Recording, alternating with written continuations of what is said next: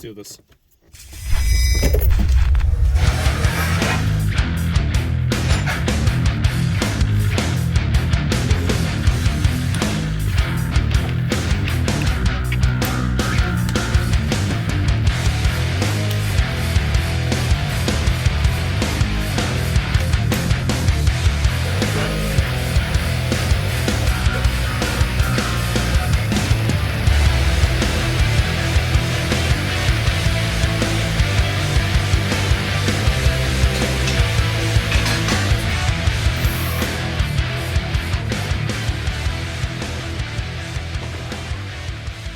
Hell yeah.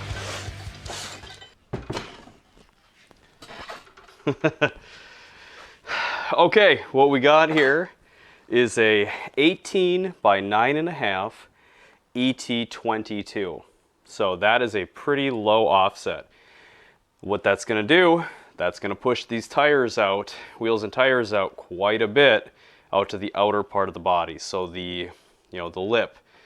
The reason for that, I wanted to get maximum clearance on the inside of it. I wanted to run a really aggressive looking setup because this thing is really ultimately a dedicated track car, and I'll be running a ton of camber up front. So I've got some sport contacts here, some Gforce sport contacts. So these are really good like autocrossing tires. They actually came from my buddy Cody, who built the control arms for the 1950 Ford. So if you want to check those out, that's in another video. Maybe I'll put the little linky link up here. So he hooked me up with these things. They've got at least half their life left on them. So hopefully with my shitty driving, I don't destroy them in a single track day. But I got these things hooked up, and I picked up a set of these Kanseis because they look a lot like some pretty high-end forge line type wheels, but a really minimal, really simplistic and kind of JDM style, which, I mean, I know that doesn't appeal to everybody, but it's one of my favorite styles. So I think it's going to look good, and it's going to look kind of minimalistic on this thing. I want a nice, like, simple, pretty wheel that's going to work on it. Anyway, so in order to fit something like this, more than likely I'm rolling fenders because it will stick out so far. So, a tool that comes in really handy, make sure to check the description for a link to this exact tool. Another thing that's, if you like the channel, if you're wondering about ways that you can support it, a way that literally costs you absolutely nothing and is super helpful to me is if you click the links in the description and it's an Amazon link, I actually get a little bit of commission on that. So huge thanks if you do that. If you want to pick up one of these fender rollers, that goes a long way to help the channel because I put a lot of time into this, and I don't exactly have big sponsors or anything behind me, so it goes a long ways and I appreciate it. All right, we got to throw this thing together. But basically, what we have, this is the roller. This touches the fender lip. This is what rolls against it. It comes in pieces. This is the section that bolts onto the hub, so you take your wheel and tire off. This guy bolts on, and the rest of the components, it's the arms that attach up to that. So that way you're following in the exact arc of the wheel. So you've got a really nice solid mounted location, and it's it's applying the pressure in that arc against the fender, and as you do that, it will slowly roll the fender lip up slightly. So I'll show you guys how to do that. I've done this on a couple of different cars. I'm going to throw this thing together really quick. I don't feel as though I need to show you guys how to throw it together because it's pretty self-explanatory. So let's just skip right ahead to that when I'm beginning to take the wheels and tires off.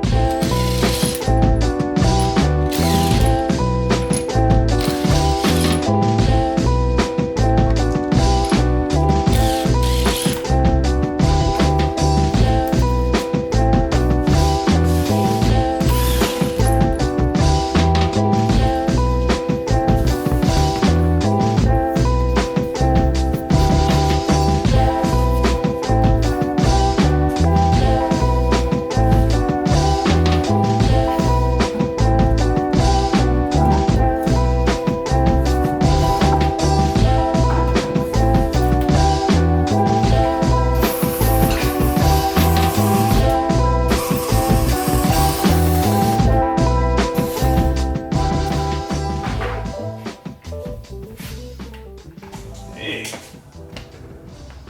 Wow, that actually fits really good. So yeah. Wow, that is not bad.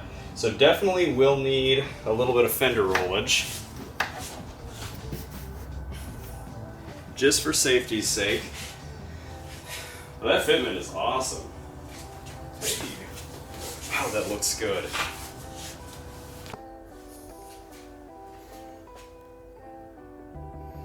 Yeah, that's like not bad.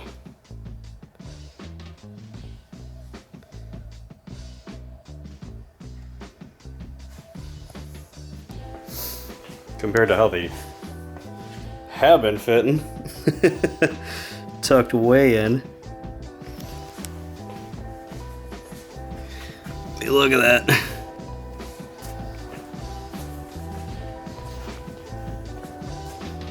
Well, bam.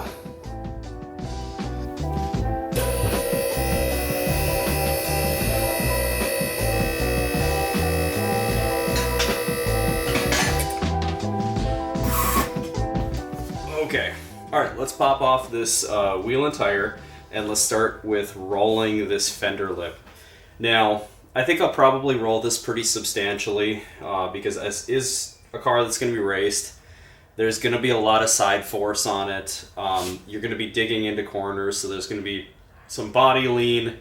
So even though that it just sits in a like parked position and has adequate clearance, when you're in the corners, things are going to move a certain amount, and you're going to have the body pitching at an angle, tires are going to be at a different angle. It's a solid axle, so it's going to kind of move. So you just want to give yourself as much room as possible, and we'll see how this all works out. So let's pop this guy off. We'll bolt on the fender roller. I'll show you how I go about doing it. One note is if you really want to take pristine care of your paint, you're going to want to grab a heat gun or one of those big heat lamps from like a body shop. Basically, you want to warm up the metal and the paint so that it's as flexible as possible, especially on older cars like this.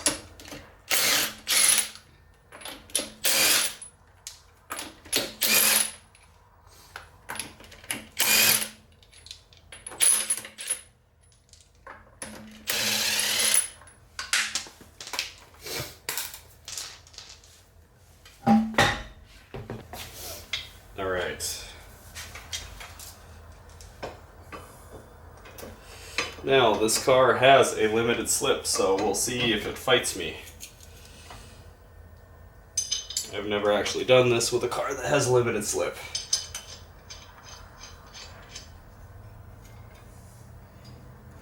Uh-huh.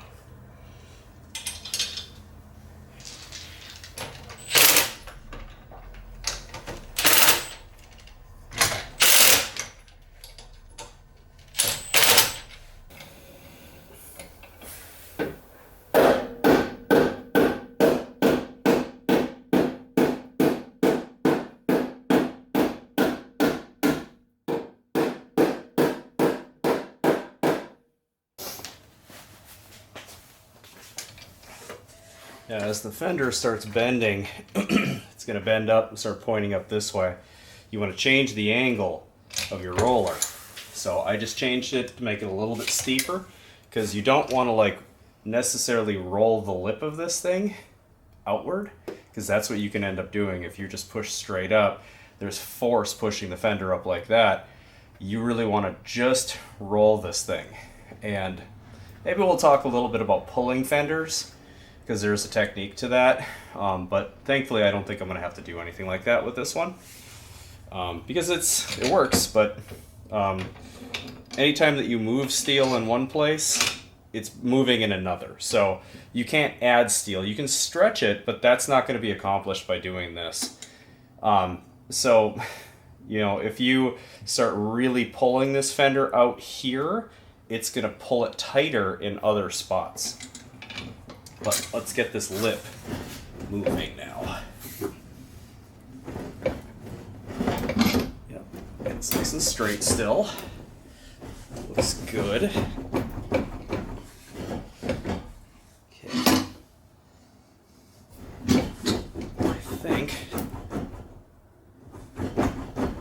we're at a nice angle already, so time to start really tipping it.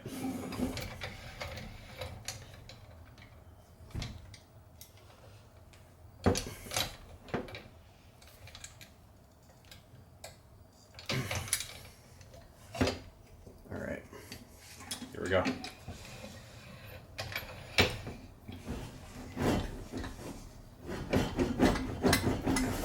Now we're moving her in. Yep. It's rolling up nicely.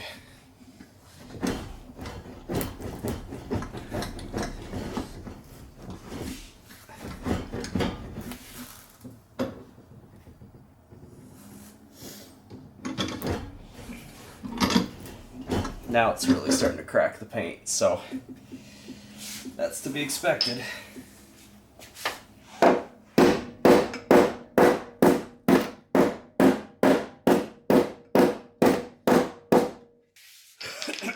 Again, this is a race car, so I am not super worried about what happens to the fender. It's poor flaking paint.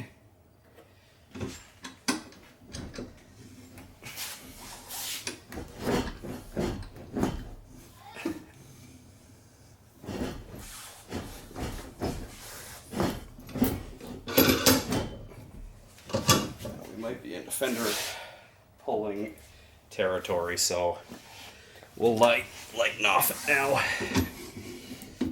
think that might be good.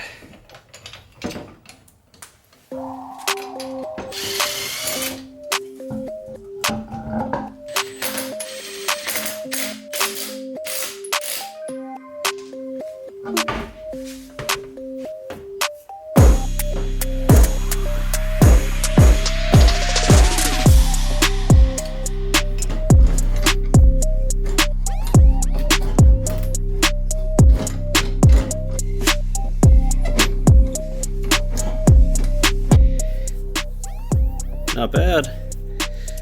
Got a nice roll here. This fender's so beat. And that's why this is the track car. Next, let's talk about the fronts.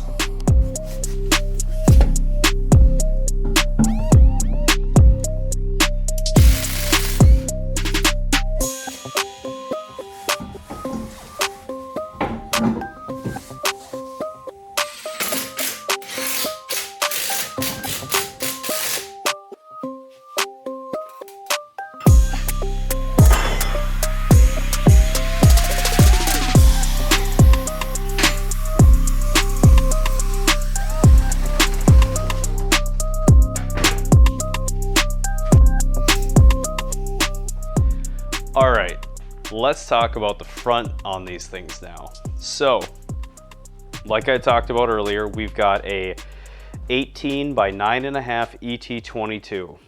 Looking at it from above, I'd say that you've got about 8 millimeters or so of poke off of from the fenders.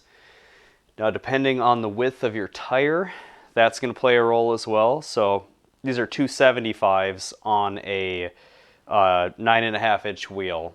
So you actually have a little bit of bubble with these. And now this is a racing setup. This set of wheels and tires, this is a grip setup. So I chose this specifically to fit this way, right? Now, it's not uncommon for people in the drift world or stance and all that kind of crap to run a stretched tire. And then you'll actually have even more clearance because the wheel itself doesn't stick out quite as far as the tire sidewall does. So to give you guys a little bit of perspective then, that's about the fitment. Now the kicker is, and I've got very blown struts, when she dips down, the top of the tire tips inward. And it actually provides a decent amount of clearance. We'll see what happens when we're hard cornering and if it's going to start rubbing, but the funny thing is, I didn't actually realize that these are fiber reinforced plastic fenders. I thought that they would be steel. So I'm all ready to roll these things.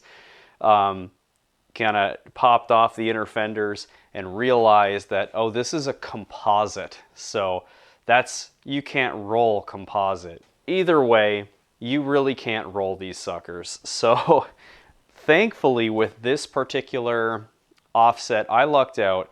I don't need to worry about trimming anything, but that would be the next step, is that you're going to cut out some of that inner fender, that lip there.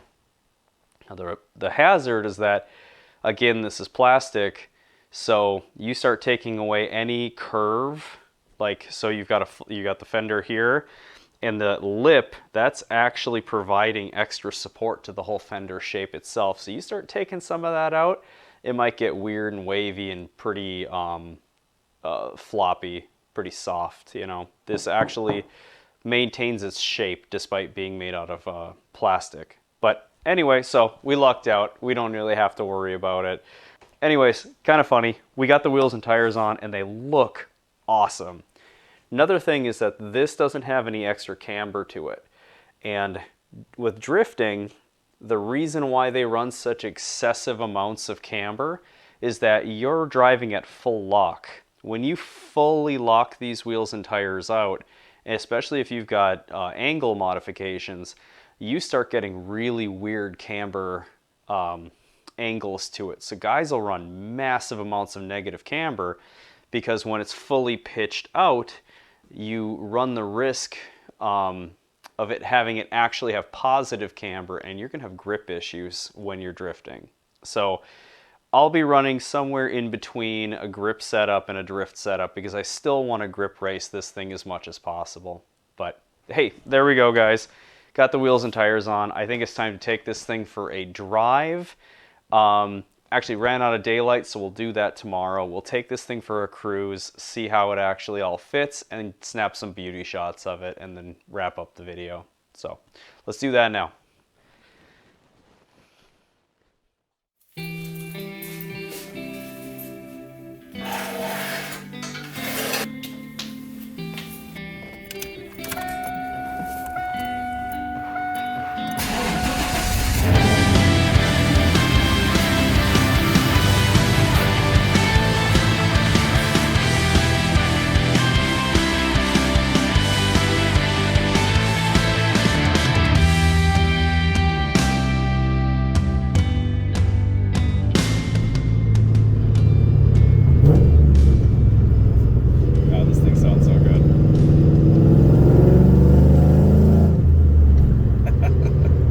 Okay, anyways guys, so here we go. We've got the fitment on, and in my opinion, I think this is the best wheel and tire fitment, size-wise.